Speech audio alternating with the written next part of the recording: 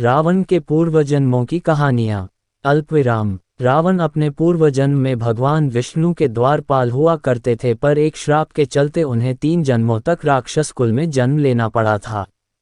आज इस लेख में हम आपको रावण के 2 पूर्व जन्मों और एक बाद के जन्म के बारे में बताएंगे। एक पौराणिक कथा के अनुसार भगवान विष्णु के दर्शन हेतु सनक, सनंदन आदि ऋषि बैकुंठ पधारे, परंतु भगवान विष्णु के द्वारपाल जय और विजय ने उन्हें प्रवेश देने से इनकार कर दिया। ऋषिगण अप्रसन्न हो गए और क्रोध में आकर जय विजय को शाप दे दिया कि तुम राक्षस हो जाओ। जय विजय ने प्रार्थना की, वह अपराध के लिए क्षमा मांगी। भगवान विष्णु ने भी ऋषियों से क्षमा करने को कहा। तब ऋषियों ने अपने शाप की तीव्रता कम की और कहा कि 3 जन्मों तक तो तुम्हें राक्षस योनि में रहना पड़ेगा और उसके बाद तुम पुनः इस पद पर प्रतिष्ठित हो सकोगे। इसके साथ एक और शर्त थी कि भगवान विष्णु या उनके किसी अवतारी स्वरूप के हाथों तुम्हारा मरना अनिवार्य होगा। ये शाप राक्षस राज लंकापति दशानन रावण के जन्म की आदि गाथा है। भगवान विष्णु के ये द्वारपाल पहले जन्म में हिरण्याक्ष व हिरण्यकशिपु राक्षसों के रूप में जन्मे। हिरण्याक्ष राक्षस बहुत शक्तिशाली था और उसने पृथ्वी को उठाकर पाताल लोक में पहुंचा दिया था। पृथ्वी की पवित्रता बहाल करने के लिए भगवान विष्णु को वराह अवतार धारण करना पड़ा था। फिर विष्णु ने हिरण्याक्ष का वध कर पृथ्वी को मुक्त कराया था। हिरण्यकशिपु भी ताकतवर राक्षस था और उसने वरदान प्राप्त कर अत्याचार करना प्रारंभ कर दिया था।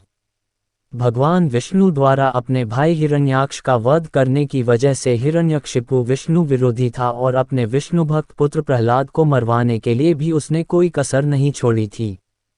फिर भगवान विष्णु ने नरसिंह अवतार धारण कर हिरण्यकशिपु का वध किया था। खंभे से नरसिंह भगवान का प्रकट होना ईश्वर की शाश्वत सर्वव्यापी उपस्थिति का ही प्रमाण है। एक पौराणिक कथा के अनुसार भगवान विष्णु के दर्शन हेतु सनक, सनंदन आदि ऋषि बैकुंठ पधारे, परंतु भगवान विष्णु के द्वारपाल जय और विजय ने उन्हें प्रवेश देने से इनकार कर दिया। ऋषिगण अप्रसन्न हो गए और क्रोध में आकर जय विजय को शाप दे दिया कि तुम राक्षस हो जाओ। जय विजय ने प्रार्थना की, वह अपराध के लिए क्षमा मांगी। भगवान विष्णु ने भी ऋषियों से क्षमा करने को कहा। तब ऋषियों ने अपने शाप की तीव्रता कम की और कहा कि 3 जन्मों तक तो तुम्हें राक्षस योनि में रहना पड़ेगा और उसके बाद तुम पुनः इस पद पर प्रतिष्ठित हो सकोगे। इसके साथ एक और शर्त थी कि भगवान विष्णु या उनके किसी अवतारी स्वरूप के हाथों तुम्हारा मरना अनिवार्य होगा। ये शाप राक्षस राज लंकापति दशानन रावण के जन्म की आदि गाथा है। भगवान विष्णु के ये द्वारपाल पहले जन्म में हिरण्याक्ष व हिरण्यकशिपु राक्षसों के रूप में जन्मे। हिरण्याक्ष राक्षस बहुत शक्तिशाली था और उसने पृथ्वी को उठाकर पाताल लोक में पहुंचा दिया था।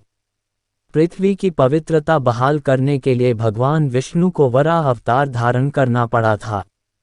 फिर विष्णु ने हिरण्याक्ष का वध कर पृथ्वी को मुक्त कराया था। हिरण्यकशिपु भी ताकतवर राक्षस था और उसने वरदान प्राप्त कर अत्याचार करना प्रारंभ कर दिया था। भगवान विष्णु द्वारा अपने भाई हिरण्याक्ष का वध करने की वजह से हिरण्यकशिपु विष्णु विरोधी था और अपने विष्णु भक्त पुत्र प्रहलाद को मरवाने के लिए भी उसने कोई कसर नहीं छोड़ी थी। फिर भगवान विष्णु ने नरसिंह अवतार धारण कर हिरण्यकशिपु का वध किया था। खंभे से नरसिंह भगवान का प्रकट होना ईश्वर की शाश्वत सर्वव्यापी उपस्थिति का ही प्रमाण है।